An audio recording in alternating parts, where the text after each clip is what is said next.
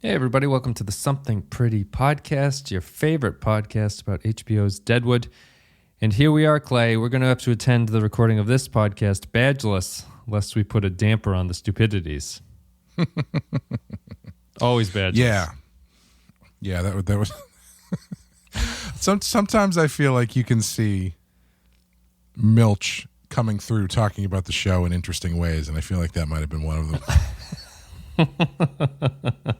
Or it's when Jerry does his impression of a bird, like vomiting into the baby bird. That was very strange, yes. I would not go anywhere with a person who did that to me. Yeah. Jerry's Tobolowski. How do you say that guy's name? His dad actually was like Tobolowski. Is it Tobolowski?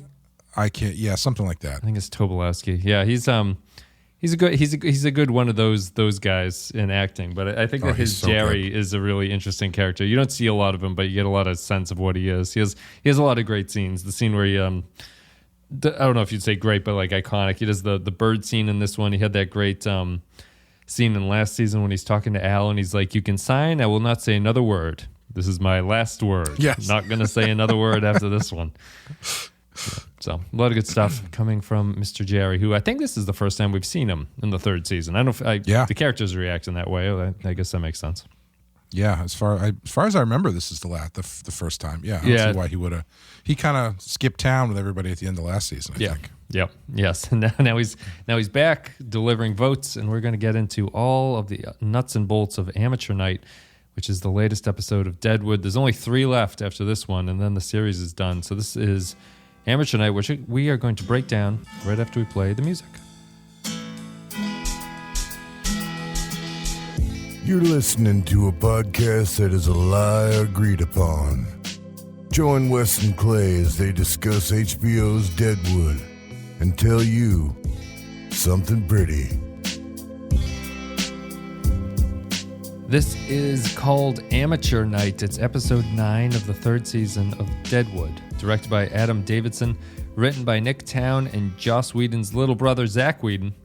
Is that true? Yes, yeah. Really? Yeah. He was Milch's writer's assistant for the first 2 seasons, and then became kind of a staff writer in the 3rd season. Interesting, because I know there's a Jed. Yes, the other brother is Jed. Jed, Joss, and Zach. Yeah, I don't see... I feel like I don't see Zach's name much anymore. No, he's much younger than Joss Whedon. He's like 16 years younger, I think. Oh, really? The IMDb, yeah. In this one, Amateur Night, Hearst's pistoleros gallop down the thoroughfare, having arrived in Deadwood overnight. Hearst orders his man Barrett to beat Merrick. That I authored his discomfiture should come clear only as events accumulate. Trixie suspects that Alma is clean. Commissioner Jerry returns from Yankton. Barrett pistol whips Merrick in the Pioneer office. Langrish organizes an amateur night at the Chez Amis, soon to become the Deadwood Theater. Wu struggles to communicate that he has 150 Chinese in Custer City. Swearingen deduces that Hearst was behind Merrick's beating. Odell has been found dead. Jane, Martha, and Joni escort the children to the new schoolhouse. Jerry details the number of soldiers' votes that Hearst has purchased. Excuse me.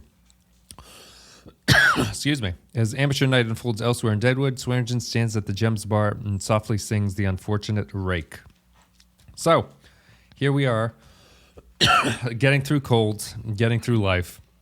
And we're going to talk about Amateur Night now. That's called The Unfortunate Rake? That's what that song is called, yeah. Oh, I thought it was The Streets of Laredo.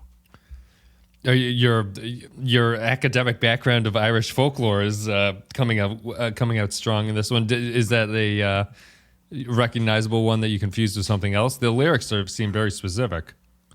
Well, you keep talking. I'll look it up. I could have sworn maybe it's one of those things where it was. The Unfortunate Rake has been turned into various variations. Yeah, maybe that's what it is. Let me look it up while you keep talking. Sure.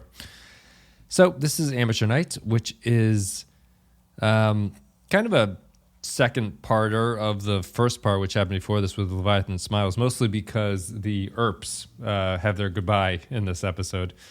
Although it doesn't, it's a episode that feels there's a little bit of a ending to that one. It's a little bit of reminiscent of the Boy the Earth Talks To episode in last season, which was the wedding episode, because they have a celebration in this one too. Mm-hmm. I kept waiting for someone to die during the Amateur Night. Yeah, they did a great job of doing the usual Deadwood everybody's having a great time, but we're going to have 4 other scenes happening with really kind of tense things going on. Right. Waiting for one of them to snap, but luckily for everybody in the show, everybody makes it out alive. Yeah. Streets of Laredo is derived from the song "The Unfortunate Rake." Yeah. So it's which makes sense. It makes more sense that he would be singing an old Irish song than a Western song written in the 1800s. Does that one still capture? Texas. Does that one still have the? Is the plot the same? That a guy's dying because he got like a venereal disease from a prostitute? Is it the same point of the song? I don't think it's. I don't think it's a venereal disease. I think it's about a cowboy who's just been killed. Oh, okay. Because it's. But the thing that tipped me off was there's the verse that's similar in Laredo's. Get 6 jolly cowboys to carry my coffin. Get 6 pretty maidens to bear up my pall. Yes. Put bunches of roses all over my coffin. Roses to dead in the clods as they fall. Yep. Yeah. Al doesn't perform at Amateur Night, but he has his own solo performance in the sets of the Gem. Just to get into it, what a sort of a tangential thing is when I love the scene when Jack is sitting with Hearst and they're having breakfast, and Hearst like vaguely threatens him about his relationship with Al, only to have Langrish. He produces a knife and sort of twirls it around and says, "Ah, my ham." The pillars of my existence, who should know each other. Mr. John Langrish, my dear Aunt Lou Marchbanks. With whose art I am most appreciatively familiar. Mr. Langrish is now to my back, Aunt Lou, what you have long been to my belly. And I may say that so long as the noddles are quiet, that girth at the midriff, preached as sin by so many among the guardians of sacral well-being, is absolved as a danger by me. I've been heavy all my life. Oh, no, I refer not at all to you, dear lady. Salted juice of ham this morning. I must have it. Usual for me, Aunt Lou. Sit. Must I do so 4 times? My closest confidant in the camp is Aunt Lou, and I say that with every awareness. Wonderful. I guess I must have went invisible overnight. I saw you, drummer. And yet you cut in front of me. I just knew you wouldn't be eating. Did I not see the gentleman who is still upright arrive in the camp last night? I believe I may have as well. I was on the porch of this structure, and you with Mr. Swearingen on his balcony. I believe he came in on horseback. Not as a pedestrian, ironically, given his heavy-footed virtuosity. What did Mr. Swearingen make of the coming into camp of that man among his friends? Do allow me, Mr. Hearst, as your corporal comforts advocate, in this regard, to be neutral. Let me show in your company on the subject of Al no less rigorous a reticence than I exhibit with Al when addressing the subject of you. Ah! My ham. Yeah, man, Brian Cox really making me come around on that character in this episode. Yeah. Top to bottom, I was like, all right, I don't know if everything up to this was worth it, but this is a great episode for him. The hammiest character and actor, which he's kind of talking about in that one, because he has a lot of lines in this one about how like his verbosity like exceeds his competency or whatever he says in it. But yeah, he's the hammiest actor or the hammiest performance requires a big slice of ham from Jack Langrish at the start of this one. So, what'd you think of Amateur Night? And we can go anywhere you want to go. I guess a good place to start would be the Earps, because this is the conclusion to their story. So if you want to give general thoughts or you just want to start with the Earps, we can go either way. General, I really liked it. I like this episode a lot. I find that I really enjoy the ones that end with the whole town sort of having a good time. Yeah. I think it really kind of accents the hangout nature of the show. And it had something for everybody to do, and I thought it was all of the scenes I thought had a lot going on in them. There was one that stood out to me that I was like, I don't even understand this scene, which was Joni and Charlie talking about the tree in the building. Yeah, in the school. And that, I was like, what the fuck was that? And then I thought about it, and I was like, oh, that's actually kind of like summing up the entire show here. Yeah, actually. Yeah, to be reductive, it's a metaphor. Yeah. Right. Yeah. It's one of those things. It kind of shows. It's an example of how well the show is written, because watching that scene, I like I said, I was like, I don't even know what the hell they're talking. This doesn't seem to.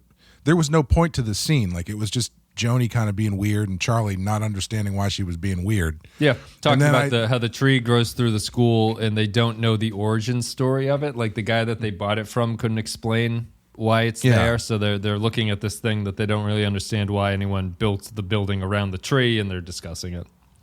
Yeah, and she it's like, it's almost like, did they know they were getting canceled? No. Okay, because it feels like they do. Because her line where she says something to the effect of, well, I have to know what happened to the guy who built the tree. Right. Or built the house. And then Charlie says, it doesn't matter about what happened to that guy. It's about why they built the house around the tree. Yeah. Like that stuff felt like they were saying, it felt like in that moment it was Joni was a television viewer and Charlie was David Milch talking about the show. Yeah, yeah. So I that scene went from the one that I didn't understand why it was in the episode to maybe one of my favorite scenes in the episode. Yep. Yep. But the Earps, I don't know what to think of the Earps. They feel even weirder now that they are out so quickly. If they are out, they are. They're gone. They're done. Yeah, it feels very strange to just kind of dip them in the way that they did, and then pull them out. But again, I think this might be my modern TV brain processing this stuff. Yeah. Because I really like the scene where Morgan shoots the guy, and then Seth probably knowingly helps cover it up. Yes. Yeah.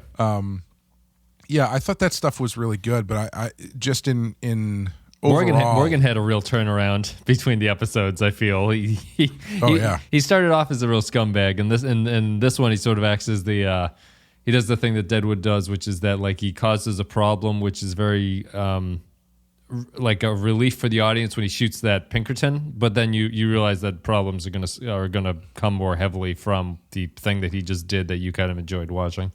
Right. Yeah. And I did enjoy watching it, but it did make me wonder. It makes the Earp stuff stand out even more to me as being a weird late season flex, or not, flex isn't the right word, but tossing those two guys in just to get rid of them as quickly. Yeah, I think this watch through, I think that I can pretty easily point at the Earps as the worst like subplot or plot that the show did, I think. Even compared to like the ones that we talked about before, like Miss Isernhausen in season 2, and you could even say like Kristen Bell and her brother in the first season. The Odell storyline, which is kind of short. You could say that the theater troupe and things like that. I think that the Earps kind of stick out because it's clear. They clearly came in hinting at things that were going to be different, and then they just kind of jettisoned them when they didn't have anything to do. Like the thing that's weird about watching it now is that in the first episode, Wyatt and his brother are whispering about this secret plan that they have that they never talk about what it's going to be, and apparently there is no plan by the end of it, because if their plan was what they did, which is that they worked that timber yard, why were they whispering about it with each other? Like there's this implication that something sinister is happening. And the second episode is a big turnaround from that, and that nothing ever comes of it. And I think a bigger problem with them is that one of the reviews I was reading, like at least if you're not crazy about the Kristen Bell and her brother storyline, what that one did is that one shows a big difference between how Al and Cy operate and how they treated the siblings at the time. Yeah. And they don't even really interact with the Earps at all. And it's like no one interacts with them, really. They're just kind of there. Bullock does a little bit, but they don't highlight anything about any of the characters or anything about the show. And then they just leave after being essentially reduced to a plot device to get the Pinkertons annoyed. That's really what they came to do, and that's what they do, and then the show quickly gets rid of them. Who produced the weapon first? Say they come out at the same time. We drew as one. That's a fucking lie. Wait a second. Shut up. Are you as sure about your timber lease? What do you mean? As that this is truthful. Are you as sure that lease ain't worth fuck all? Absolutely fucking certain. Then nothing holds you here.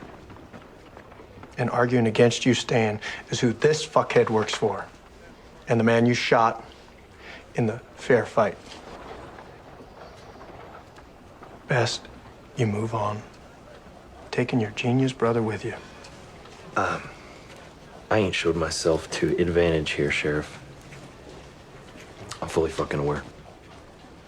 Yeah, I think they could have been an interesting addition to the show if they had brought them in earlier in the season. Yep. Because, as we were talking about a bit last episode, I think the most interesting thing about them is that they are kind of the mirror of Seth and Saul to a certain extent, in a way that those two characters don't really have a mirror where everybody else kind of does.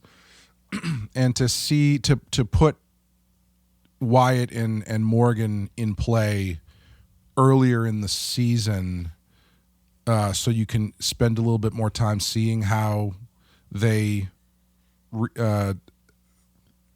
interact with everybody and how they play off of Seth a bit more. I think that could have been a good addition, but it feels really strange to just drop him in and pull him out like that, just for the sake of having Morgan shoot a guy in the leg.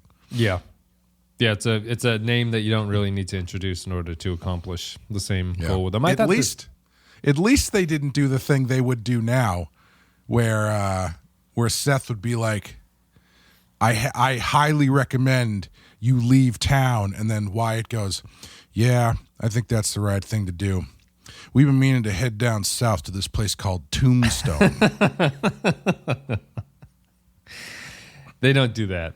They have the good sense. They have the 100%. They do that now. They would 100%. do that now. Yeah, that's how you do a prequel or whatever you want to do when you spin off Deadwood. I got a friend of mine down there.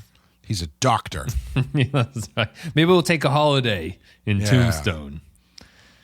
Yeah. Did I ever tell you what if we're going to be doing westerns in between this and the movie? One of them that might be interesting to do is My Darling Clementine, the John Ford movie about Wyatt Earp, where it has the strangest interpretation of Doc Holliday I have ever seen. Like I don't know if maybe I'm just I'm too used to Val Kilmer and having a better sort of historical understanding of that character. Yep. But the Doc Holliday in My Darling Clementine, he's an actual doctor. He's a dentist. Yes.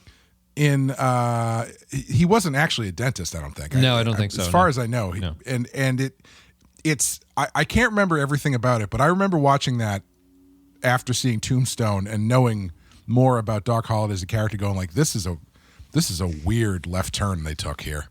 It is kind of the era where, like, if you look at the biographies, that everyone did like a billion jobs back then. They were like, he was a lawyer, farmhand, blah blah blah blah blah blah. So maybe he was a dentist for a couple weeks. They play him. I remember they talk about his job, or maybe he wasn't. Maybe in real life he was a dentist. I think that might actually be what it was. He was in real life he was a dentist, but in this movie he was like a doctor.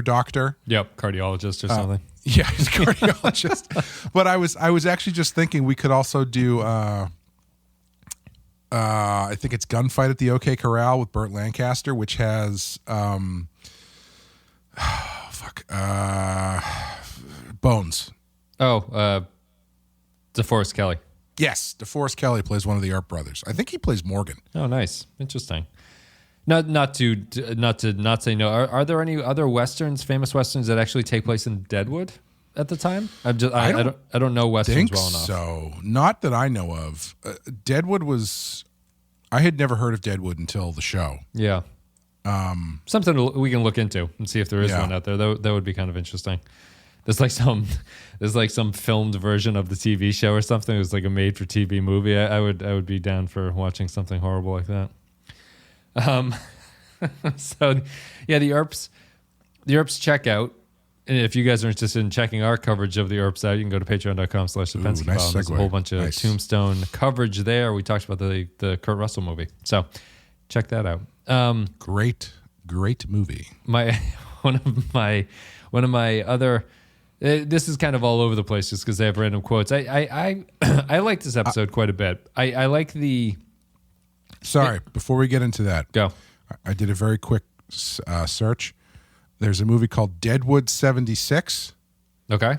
Which like apostrophe 76, I'm assuming. Yeah. Which based on this little clip does not look great. There's Bad Man of Deadwood, which looks like a much older movie, possibly a silent movie. And then there is Once Upon a Time in Deadwood, from 2019. Okay, and that's not the original name of the movie, right? The movie came out in 2019, I think. This looks like it has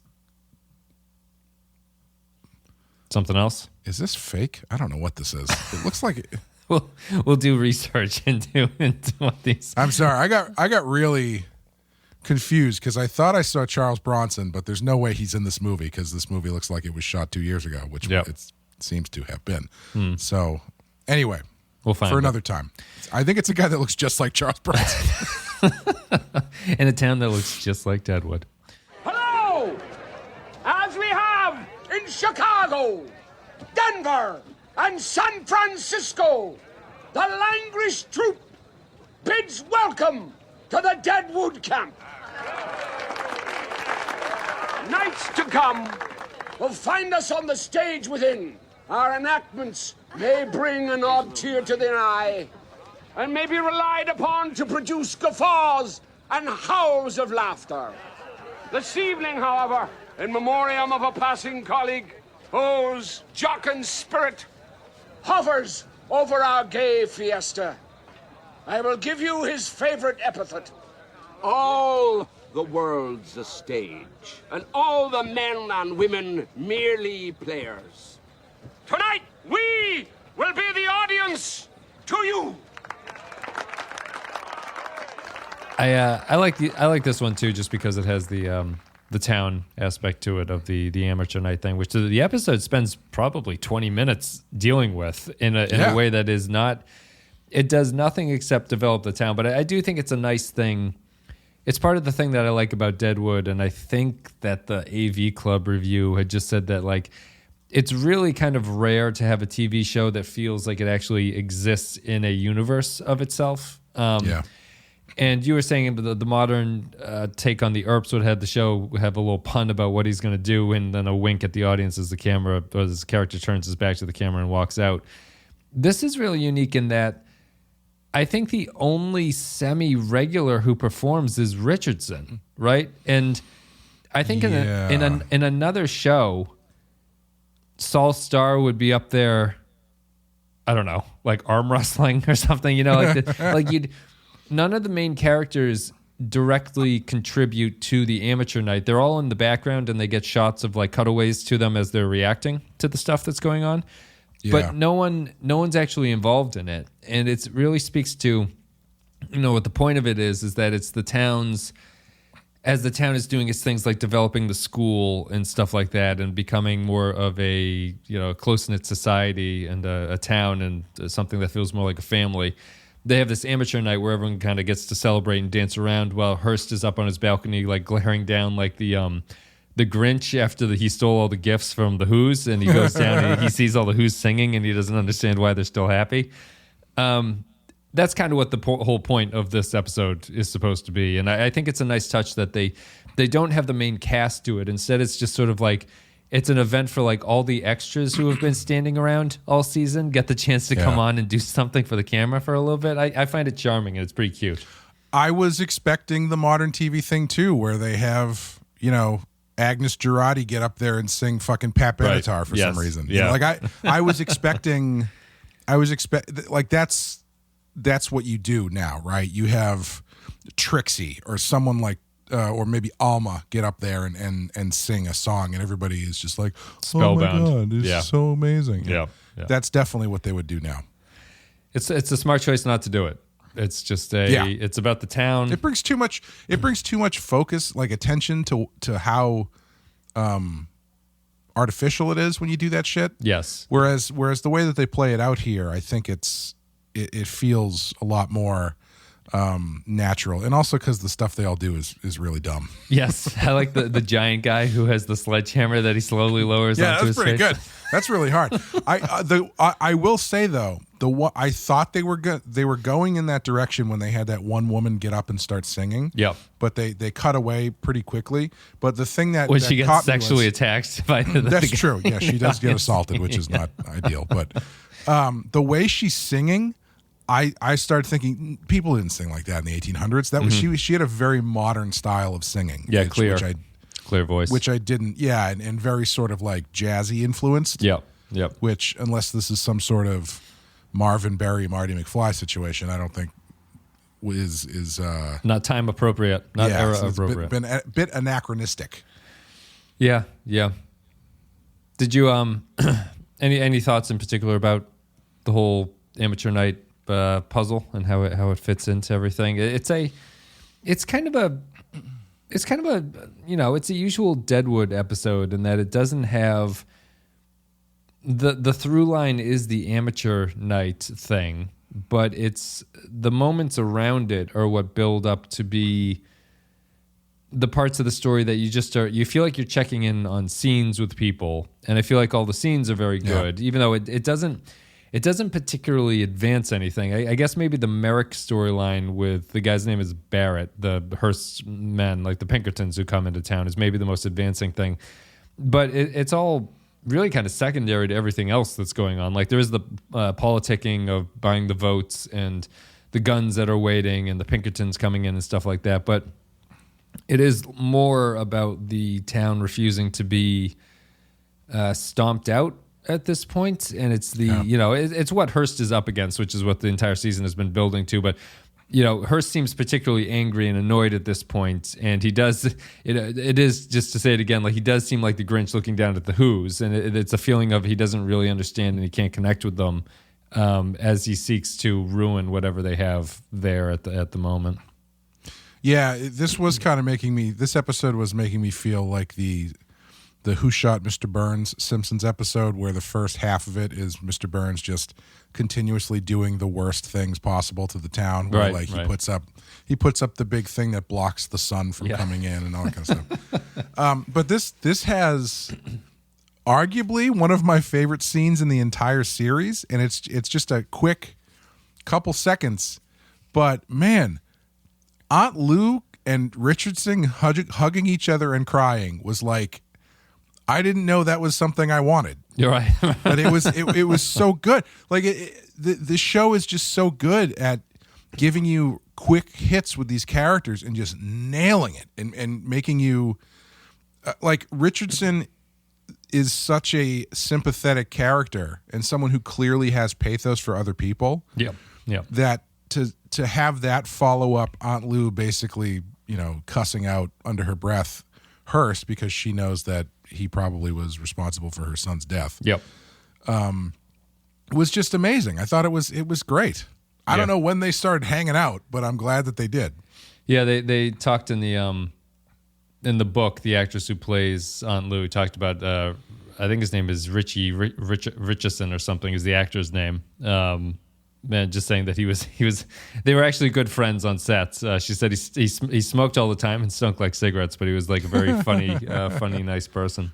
Yeah, like I was that first scene when he's like salting up that meat or whatever he's doing. Yes, yeah, he's curing his ham. Yeah, I didn't know.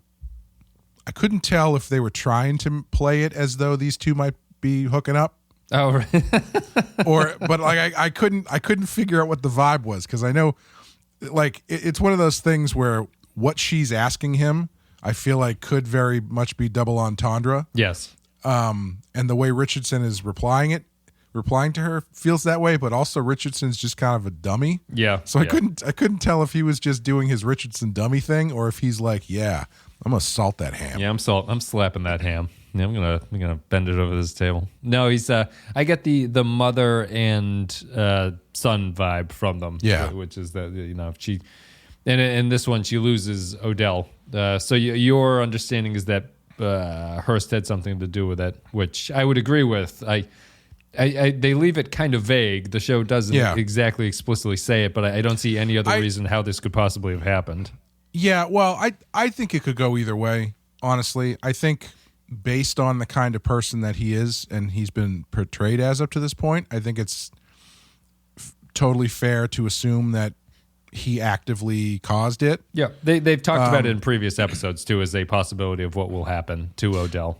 Yeah, but on the other hand, I also can believe that it was something that just did happen coincidentally, but she can still be mad at Hearst because the only reason he was going to New York was because of Hearst, you know? Right, yeah. So I think it goes either. I think regardless of who was ultimately behind his death, her blaming Hearst makes sense. Yeah, her anger towards Hearst is justified. Yeah, I just think it's interesting because and we've seen it before where Hearst has felt bad for, like, when Captain Turner is killed and he seems legitimately sad about it. He seems legitimately sad about Odell's death in a way, which makes you kind of question it. They also show you the scene of him reading the telegram that reveals the news, and he doesn't have there's no duplicity there in the reaction shot. Yeah. So I think it's fair to assume that her anger towards him is just a general anger more than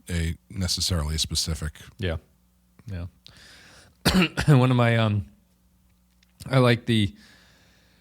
one of the things that I think is fairly neat and kind of copies the entire series to this point in the development of society is that Hearst's methodology changes quite nicely in terms of matching how society's conflict develops. So, like, Hearst came in and he starts it off by earlier in the season by being very threatening. You know, he chops off Al's finger and stuff like that. Mm-hmm. He tries to go with a kind of like mobster look at things. And as the season is developing, he's actually moving more into what we would consider to be like the modern sensibility of what his money can actually do for things to get stuff done. So he started buying votes. He's bought the Pinkertons out, and the Pinkertons are famously in real life kind of seen as a tool of the wealthy to bust up unions that were developing at the time. So they're sort of seen as like the wealthy people's private militia. And then he's buying the votes, as I said, which it just feels much more like he's moved away from his initial "this is how I get things done" when he shows up to the town, and is now operating in a way that he is more disconnected from it. And they have that in the Jerry scene where he says, "I'm not going to sign that piece of paper," like linking me to whatever is going on here. Yeah. But he can still get things done probably more effectively once he starts spending a little bit of money and buying the votes that he needs and bringing in the Pinkertons and stuff like that. So I just like the sort of mirroring of development of society and the mirroring of how Hearst is actually going about his business in the season. Jesus Christ, whoever thought I'd come to write an article? Have you a notice you wish circulated, sir? What? By article, do you mean you have some notice you'd wish published? By article? I mean a fucking article. What would be your article's subject? You're a fat fucking bastard, ain't you? I think we ought best continue our conversation, sir, when you're not under the influence of spirits. Something stupid looking about you. I must insist you leave. Fucking irritating. How you look makes me fucking embarrassed. Oh, dear. Oh, dear.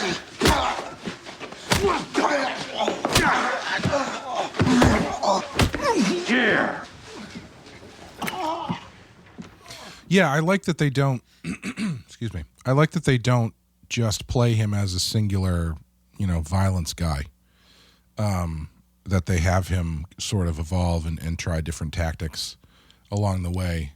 Because I think if it was just a season of him hacking off fingers and stabbing people, it'd probably get old pretty quick. Yeah, yeah. And it doesn't match the. I feel like he's kind of matching he's matching the tactics of the other people that he's facing off against, right? Because I feel like he. Excuse me. I feel like he came out hard with Al with violence, assuming that was going to do that he would be playing on Al's level, and Al's response to that was to play on a different level, which has to cause Hearst to also adjust. Yeah, No, yeah, it's fair, and he's. I guess it's because it ties into he's not above violence at this point, but he's kind of personally moved away from it. He's no longer connected to it, so he sends Barrett in to rough up Merrick. My favorite moment in that scene is when Merrick gets pistol whipped and he goes, "Oh dear." Yeah. And Merrick gets beaten pretty badly. I like the. It is. I really like that response because it just escalates so quickly. What else can you say? He's like, "You are a fat son of a bitch, aren't you?" He's like, "Sir, I think you should leave." And he just pistol whips him in the face and he says, "Oh dear." But yeah, it's it does the kind of drama of the era thing of prestige TV that I would consider to be like The Sopranos and The Wire and stuff like that. The beating of Merrick leads to the shooting, not directly, but the Earps shoot the Pinkerton, right? And then the Pinkerton boss comes out and sort of gets in a fight and gets Bullock upset. So Bullock arrests the Pinkerton chief. Was he known in history for his move being grabbing people by the ear? I don't know where that came from. If that's a real thing, it seems no one seems to fight back against it. So I don't know if it's supposed to be just like debilitating and you're unable to do it, or it's the embarrassment of getting your ear pulled. I'm not exactly sure. Well, we should look that up. It's not pleasant. No, it wouldn't be pleasant. But you'd think someone would at least try to punch him in the gut. But I guess he does have a gun to this guy's head and saying like, provoke me, cause me to do what I want to do. Yeah. But the modern drama TV thing of it is kind of literalized when the guy gets out and he's like, what was the upshot of all this? And Bullock doesn't have an answer for it. There's just no... Bullock continues to not ever have a plan about something. And I think that feels very much like the drama of the era, which is that there's a... in a lot of those shows, things happen and a character does something without thinking it through, and it's just kind of like... It's just sitting there that there was no... The other character that has the thing done to them knows that there's a weakness that the other character is not controlling their temper because of what they're doing. So there's sort of like this, what was the whole point of this? And I can see that and use that as a weakness against you going forward. That's a Deadwood example. It feels nice to have that guy in jail and you punch him in the face with Charlie Utter and stuff, but he gets out of it, and it just goes to show Hearst's control over things and the impotence really of Bullock, who this is the best he can do is sort of temper tantrum and arrest him, but he can't do much more beyond that. Yeah, I did really like when Johnny comes over though, and he's like, "You tell him, don't even say anything. I'm fine. I have it under control. I'm not going to shoot anybody. I'm not going to lose my temper. I have it under control. Go fucking tell him that." And he does. Dutifully heads back and tells Al exactly what was going on. This episode had some of my favorite, like, made me laugh quite a bit. Yep. Amy burst out laughing with the. Oh, sorry. Go ahead. I didn't mean to interrupt. Well, I was, when Wu comes up and he says like Swangen, Hearst, hang die, and he goes, no, the fucking opposite of fucking hang die. He goes Bak Wai Lo, and he goes fuck Bak Wai Lo. And then I fucking again, what's her, the woman who plays Jane should have got a fucking Emmy for this, because when Mose goes over to find her and he goes, "It's me," and she goes, "Who's me? The fucking eclipse?" And the whole thing about the elephant, I was fucking dying. Yeah, don't tusk me to death with your tusk. Don't tusk me with your giant tusk. Those are. I really like Milch's writing style. Like, I think that scene is a really good example where Jane, like, bothers him to a point, right? And he just, like, shakes the shit out of her and says, like, he calls her, like, a drunken slob or something, like, pull it together. And she does after that, and she walks off. But she's not completely changed. I think it just captures a, I don't know. There's something true to life about the interaction with a person like Jane, which is just that it's like, you know, dealing with like an addict or a drunk like that is really just kind of like they're never fixed, really. Right. It's just kind of like trying to correct them a little bit to get them to the next spot that they need to be. And they're really only surviving based on the kindness of the strangers of the town, of this community that they built around them. Like Jane without the town is pretty much just going to be dead on the side of the road. Right, yeah. And I think that scene I like the flip-flopping of emotion there is funny because it starts off as kind of her insulting him, and then it gets very serious, but then it goes back to being funny and him sort of like, you know, it's demeaning. It doesn't really come across, but him just going like, "Oh, that Jane," you know, he's got kind of like a little smile on his face as she walks away. But it's a nice flip flopping of emotion that I thought was pretty effective in terms of how they wrote and performed it. Yeah, and there's that moment when he grabs her and she kind of freaks out. Yeah, gets scared. Like I think she's a really well drawn character as someone who is dealing with some pretty deep seated trauma about. You know, obviously she was sexually assaulted earlier in her life, and it's like I think she's one of the better drunk characters or alcoholic characters I've seen on a show, because she feels really authentic in that way, in the way that she can't get her shit together and is covering up for other stuff, and she's a great character. She is one of the we know that the show ends at this point, so we're kind of going in with that. She is one of the I guess on this watch through, I've been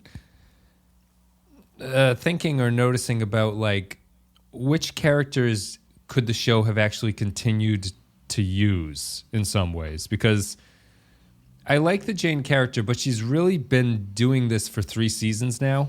And if the show didn't end here, I think that another season of this being Jane's thing would be pretty much unbearable. You know, hey man, not unbearable, but The Simpsons have been on for 35, 40 That's years. true. Barney Gumbel's still drunk. Well, there was that period of about 10 years where I think they cleaned him they up. cleaned him up a little bit. Well, who runs the Quickie Mart now? Ooh, great question. You don't know? I don't know. Is there a Quickie Mart? Maybe they just don't go there anymore. Yeah. Best not to talk about these things. Yeah, it's I some of the other, like I think that the other scene that is not really like this, because I feel like they haven't touched on it in a while, and it's nice to come back to it, is when Cy comes in and threatens Joni in the school. Because that's a repetition of what that relationship is, but there's been a development at that point, and Cy is basically a mini Hearst in that one, in that like the group who have collected outside of Cy, the group that Cy has like terrorized to form their own little community outside of him. And Cy, as the series has shown, is just obsessed with being like he wants to control everyone, and he wants to sort of be like the center of everyone's universe. And when he's not that, when he gets rejected, he gets very upset and disappointed and sort of storms off and everything like that. Oh my God. Oft confused with the Most High, though our inseam's got different lengths. Fuck you. Fuck you!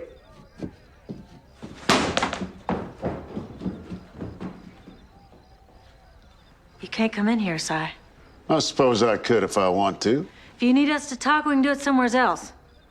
It ain't for you to come in here. Fuck you, Joni Stubbs. And your fucked out horse thinking what's mine to come into and ain't. Come on, girl. Come on close. Come on. What a lovely tree. Inside a building.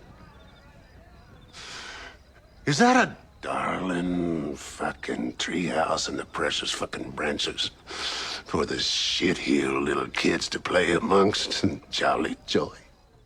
I guess I'm just wondering if you feel that there are any of the other characters who are done with their development and the show can't really do anything else with them or doesn't seem to want to do anything with them, and whether or not the show, for some of the characters, feels like it's the end of the line or they're being repetitious at this point. Well, I think there's a lot of them, honestly, and I think it kind of felt that way at the beginning of the season, all the ones that they kind of reset a bit. Like Alma, I don't really know if there's much left to do with her. Right. I guess you could play out more stuff with her and Ellsworth if you wanted to, but she seems to she's not in the show as much as she was before. Let's put it that way. No. Yeah, I think Tolliver. Although interestingly, they have development with her. Her and Bullock see each other and don't have any tension when they nod to each other. Yeah, that's true. I think Tolliver. I think there's room to still do stuff with him, but I think he needs to change his tack. Is the thing. Like, I thought that scene in this episode was interesting because it did feel really repetitious and really kind of. It reminded me of something that they would have done in season 2. However, I kind of thought that was the point. Yeah. Because Cy is sort of, he just like doesn't really have any power anymore. No, he's completely impotent. Yeah. Yeah, and so what he does is he goes to the one person he knows he still has some leverage on, or at least he thinks he still has leverage on, and tries to scare her, and then obviously gets brushed back by Mose and Jane. Yeah. So yeah, I don't know. I think if they had continued this for a 4th season, you would need to take a look at some of these characters, because like Jane is another one, as you were saying, and we did talk about that earlier in the season, where she seemed to have come a long way by the end of season 2. As far as possibly cleaning up goes, and then when season 3 rolled around, she was just back in the shit again. Yeah, which I think is very realistic as to what a alcoholic is like. Unfortunately, especially I'm assuming one back then. Yep.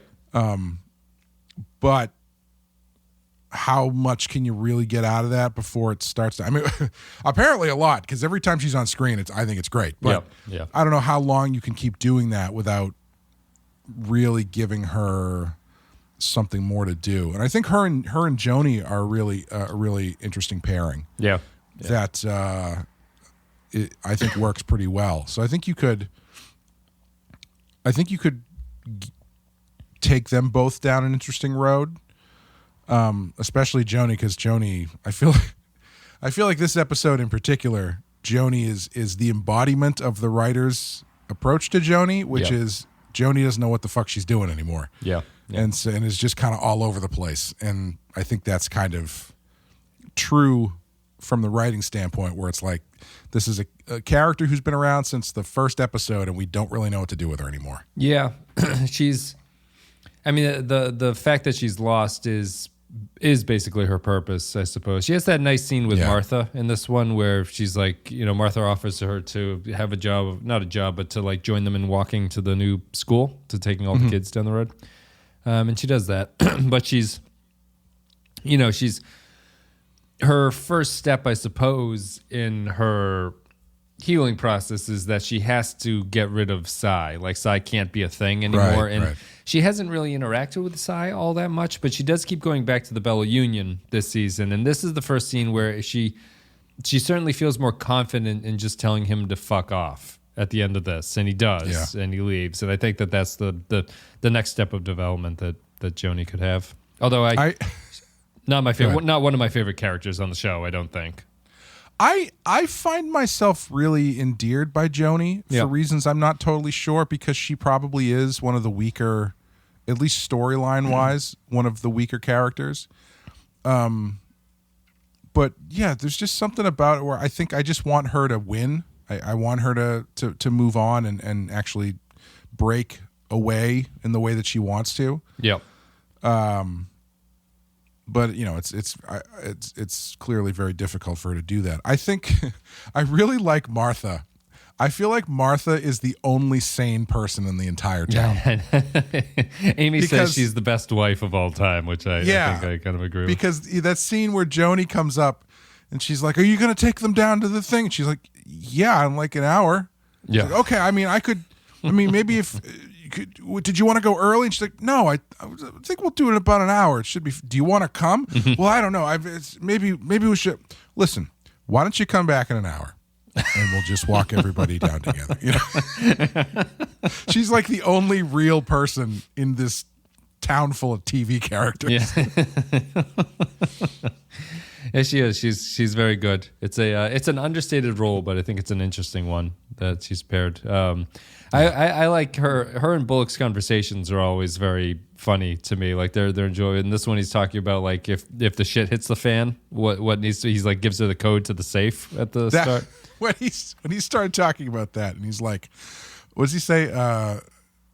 What is it? Half of 3 is a third of 6 or something like that? Yeah, it's like 3 divided by 2 is something like that. But he does it in like a little metaphor, if I'm remembering. Yeah, when he says it, and he's like, and she's like, what? And he's like, that's the code to the safe. I was like, wait, they had riddle-based safes in the 1800s? It has like it has a metal face on it that when you touch it, it comes to life and asks you a riddle, and then you have to tell it the truth. You say the answer is man, and it opens up. Mm-hmm. I'll hold your heart in my hand for your beady little rat eyes to look at before I shove it down your fucking throat is Tolliver's last line of the episode. What was you were going to say Amy was laughing at something? Oh, yeah, that's right. It was kind of that scene. It's the when Johnny accurately understands what Wu is trying to say, and then Swearingen just punches him in the face. Yes, that was also very good. Yeah. So that's Johnny's coming into his own, and they had that little fun. The whole thing of Dan Doherty and him talking, he's like, "Oh yeah, I'm sure them scribblings is clear as fucking rainwater to you, Johnny." He who was stymied by a couple of fucking X's in a goddamn straight line. Good callback to their the Hearst note about the assassination attempt at the bar. Yeah, and then is there any other major storylines? Alma's clean on dope. Trixie goes back in, makes a deposit. Even that, like putting Alma back on dope, and then it's repetitive. Like, she's fine now.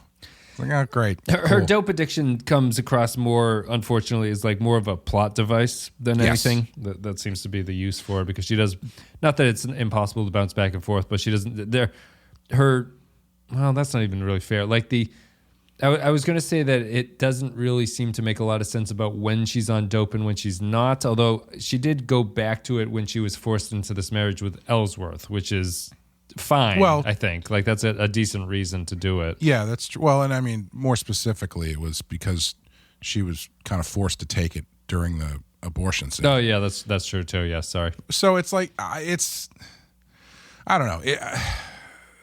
On the one hand, I understand it, because if you're in that situation, if a person who is an addict is in that situation where they start using again, they are probably going to get rehooked. Right. So, like, realistically, that makes sense, but dropping it the way that they did, not really getting much out of it, and then dropping it so quickly does feel. But I think it's a no-win situation, because, like, what's the other side of that? You spend time again watching Alma kick dope. Right. It's like, no, it's not. Shit. Yeah, it's not that. It's already been there, done that. I think they got a lot out of it from the scenes with Ellsworth and whatnot. Yes. But I don't think it would be worth doing like another episode where one of the plots is Alma is having the DTs or something. Yeah. No, agreed. Yeah, it's interesting, and there are some characters who I think could just do another 10 seasons of the show. Yeah, like Charlie Utter could be the same person and do exactly the same. Swearingen. They should be the same. Charlie Utter should be on every show. They should have done a crossover where Charlie Utter just shows up on like The Wire, CSI. He shows up on CSI. Shows up on Carnival. Shows up on The Sopranos. Charlie Utter on The Sopranos. Come on. Yeah, no, it's too good. He could have been the Detective Munch showing up on 5 different shows as the same character. My favorite thing here is when he calls the Pinkerton guy over to the cell and then punches them through the bars, which I always appreciate, just the accuracy of the punch in the nose right there. You tell me this is about how you met these kids' mother? That's what this show is about? Well, I'd love to hear that story. It is Dayton Kelly. Just Dayton Kelly is Charlie Utter, unfortunately.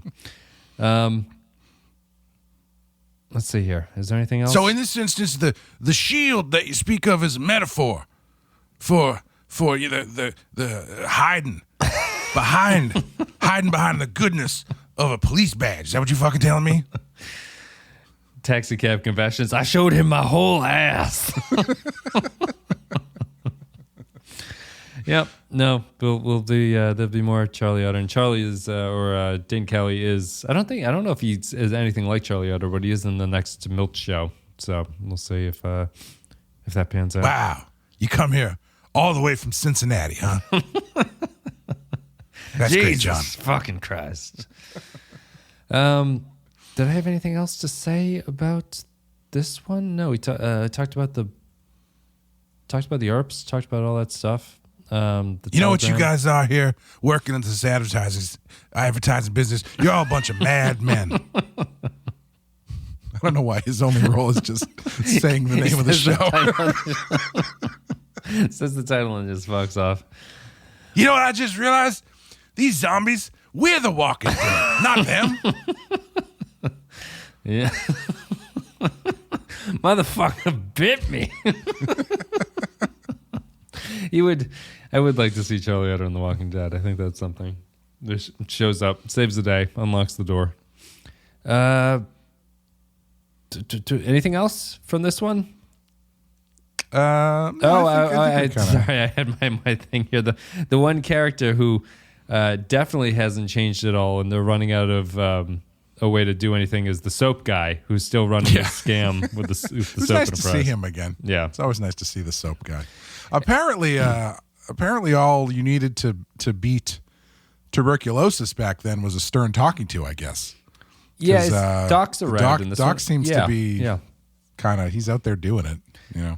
Yeah, because he checks in. Does he check in on the guy that the Pinkerton stomps on the foot? He does, yes. Right? Yeah, he checks in on him, and he checks in on maybe someone else. Yeah, but his tuberculosis seems to have recovered kind of nicely. It's funny because I didn't even really remember that he got sick going into this one. I wouldn't have remembered that. That guy. Oh, go ahead. Sorry. No, if you have anything about Doc, the only other character I have is the general, who has a couple of scenes. Oh, in this one. Well, I was just going to say, that guy who got his foot stomped on, I feel like that guy had that coming. He was a little annoying. Yeah. Yeah. Didn't need to break his bones, but could you imagine? Obviously, it's heightened reality, and it's the Old West, so people do this shit all the time in these shows. But could you imagine stepping in front of someone at the line for the pharmacy at CVS, and then from behind you hear, "Well, apparently today I woke up no longer visible to the human eye." It's like, what? Guy, I'm just trying to get my fucking pneumonia medication. Leave me alone. I'm sorry. Oh, I'm sorry. I'm sorry. It's my fault. No, it's not a lot of endless apologizing on Deadwood. Just a lot of foot stomping. And Milan Grisha has a funny line where he's like he rode in on horseback last night when his heavy foot is more accustomed to something else. He has a funny line about just saying how he stomps on the guy's foot, but he should be walking around. The general is the last one. He gives up the livery to the bank and is taking care of Steve by wheeling him around in a wheelbarrow. I was surprised to see that he had picked him up. I thought once he dumped him off at the bar, that was it. Yeah, no, he goes back and gets him in a very Deadwood way of not particularly connecting the dots there, but I guess it's just the assumption that he's taking care of him at this point. We talked about this a little bit at the end. In the Deadwood Bible, they talk about this. A lot of the actors on the show and a lot of the people are kind of unsure of what the motivation of the general is here to take care of Steve. Yeah.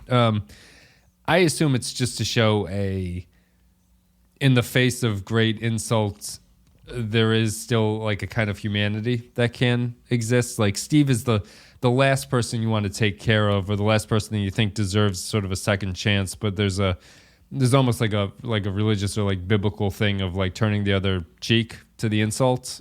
Yeah. And that's my interpretation of what's going on.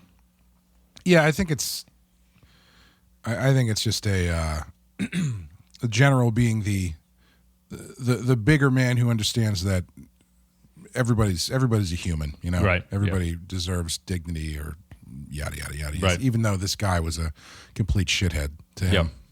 Yeah. And as we said, I don't think anybody would bat an eye if the general just dumped him into a ditch. I know, and just went off on a his cliff. way. Yeah, just rolls down the thing. I mean, because it's taking care of him is a lot of work. You got to change his underwear. Like, you have to take care of him, right? They even talk about that in this episode. That if you're like, what do we do if he shits himself? Well, he's just sitting here with us. So it's a long way from Cy Tolliver dragging a guy who's still alive out into the woods and just leaving him there to die. It is, yes. It's the opposite. The general and Cy are polar opposites of each other. Yeah, that's it for Amateur Night, I guess. Did you have anything else you wanted to say about this one? No, I don't think so. I really like this one. I think I'm curious to see how everything kind of ties up, or if it ties up. It might not even tie up. I don't know. How effective on the scale of sweaty palms to giganto? How effective is calling Merrick a big turtle as an insult? Does Jeffrey Jones look like a turtle? Yeah, he's got big turtle energy. I think that's fair. That's it then. Thanks, everybody. This is the Something Pretty podcast. We just talked about Amateur Night, which was the 9th episode, I think, if I'm remembering correctly, of the 3rd season of Deadwood. We only have 3 left, episodes 10, 11, and 12. And, we forgot about EB getting mad because everybody likes Richardson's juggling. Yeah, and Langrish calls him out, says like envy is a deadly sin or something like that. Yeah, that's all. They all boo him, which I thought was a nice touch. They boo EB for taking Richardson off the thing. Here's a question. Yep. Is Al singing at the end because he's drunk, or is he singing at the end because he really wants to go out there and be part of the show? He wants to be a part of the show, but he can't be because it's not his role in this society that they built. Yeah, that's what I figured. Yeah, that's what I take it as. Because Al's always had to be. Al's always kind of on the balcony looking down and smiling at the things that are going on, but he can't get too close because he's the one that's actually trying to pull the strings to enable this to continue. So he has to keep himself separate from everybody else. Yeah. Yep. And he sings his song. And he drinks beer, I think, for the first. I've never seen him just drink beer. He usually drinks whiskey, but he's drinking beer this one. That's it. Something Pretty. Patreon.com/The Penske File if you want to support the show. You can get all the other content that's up there. There's like 200 podcasts now across all kinds of genres, including Tombstone is up there. So support the show there. You know what we shouldn't do? We shouldn't do Wyatt Earp, the Kevin Costner one. The Kevin Costner one, right? It's like twice as long as Tombstone, and it is boring. Yeah. Well, we can come up with like a final 3 or 4 and then put a poll up on Patreon and see what Westerns people would actually want to do. I will do more research and to see if there's anything, even if it's not well known, if there's a movie about the Deadwood era, it would be kind of interesting to do. So there's I don't know where it takes place, but the only one that I can think of that is kind of similar maybe is McCabe and Mrs. Miller, which is a Robert Altman movie that is. It takes place somewhere in the north, like Is it about gold? Is that like the central thing? That's a great question. You do your thing. I'll look it up. There must be a gold mining or a gold claim Western, I would imagine. Rene Auberjonois is in it too. Oh, is he? Nice. Fits in with our Star Trek coverage, which is the other show that we do. Do a Star Trek podcast if people are interested in that. You can join all the Discord, join all that stuff. There's a whole bunch of things you can do to support the show. Mostly I'm saying this because we are wrapping up this show, and the Something Pretty podcast is going to be ending in a couple episodes with the movie. But yeah, that's about it. Clay, did you find the movie, The Western? I did. Yeah. It's I would say it's kind of similar in tone. Maybe it's referred to as an anti-Western because it sort of it ignores and subverts a number of Western conventions. Yep. And it takes place in Washington. Oh, okay. Washington State. It's a pretty highly regarded movie. I think it's been a long time since I've seen it. Sure, we'll put it on the list and see where it ends up, and if it's one of the movies that we cover, because we have a couple things to cover before we do the movie, as we said a couple episodes ago, and maybe even more before that. We'll take a little bit of a break after the season ends before going to the movie, just to kind of get a sense of what it was like to wait the 15 years for the movie to come out. It'll give us a little bit of time to forget about the stories and everything, so we'll go into that more like we're actually watching it for the first time. It is the first time for you, right? You haven't seen the Deadwood movie. I have not seen the Deadwood movie, no. So, do you have anything you want to say before we go? Actually, this McCabe and Mrs. Miller features Keith Carradine, Wild Bill himself. Nice. Yeah, who did you know he played Wild Bill in something else too, in a Wild Bill movie? He did? Yeah. Wow. 1995, Wild Bill. No, wait. I'm sorry. He played... This is strange. He was in a movie called Wild Bill, about Wild Bill, but he played Buffalo Bill. Oh. So there you go.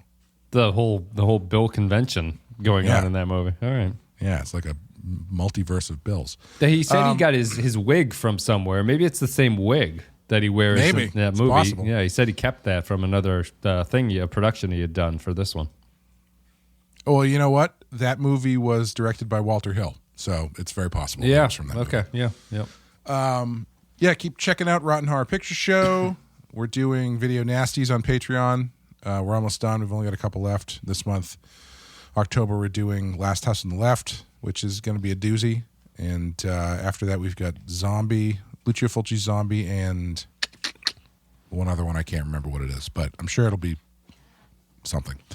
There we go. And Badass is still on a bit of a hiatus. I think we're going to come back pretty soon with Return of the Joker, the Batman Beyond movie, and maybe do a little Q&A or something. And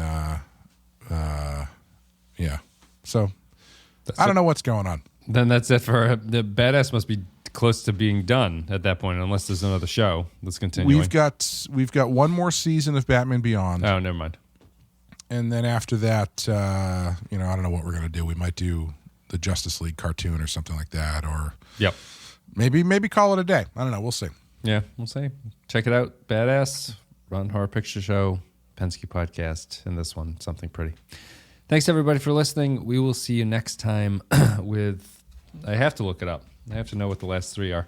And I will say, Clay, my memory is that the last three episodes really get into wrapping up the season. So this is like kind of the the pace reset episode.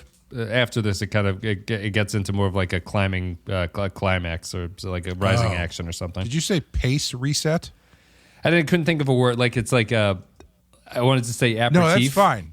That's fine, but I heard pastry set, and I was like, I don't know what that is, but it sounds delicious. Sounds like incredibly delicious.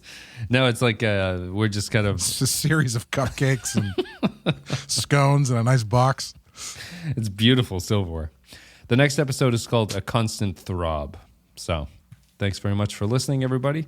We will see you next week. As I was walking down by St. James Hospital. As I was walking down by there one day. Who should I spy but one of my comrades, all wrapped up in flannel, though green was the day. I asked him what ailed him, I asked him what failed him, I asked him the cause of all his complaint. 'Twas all on account of some handsome young woman. 'Tis the reason why I weep and lament.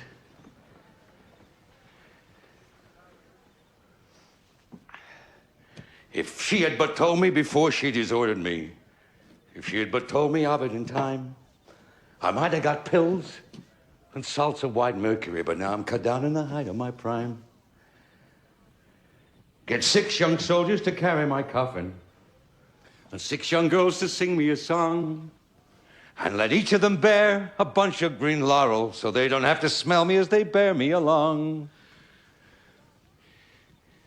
So don't muffle your drums and play your fifes merrily, and play a quick march as you carry me along, and blaze your bright muskets all over my coffin, saying, there goes an unfortunate lad to his home.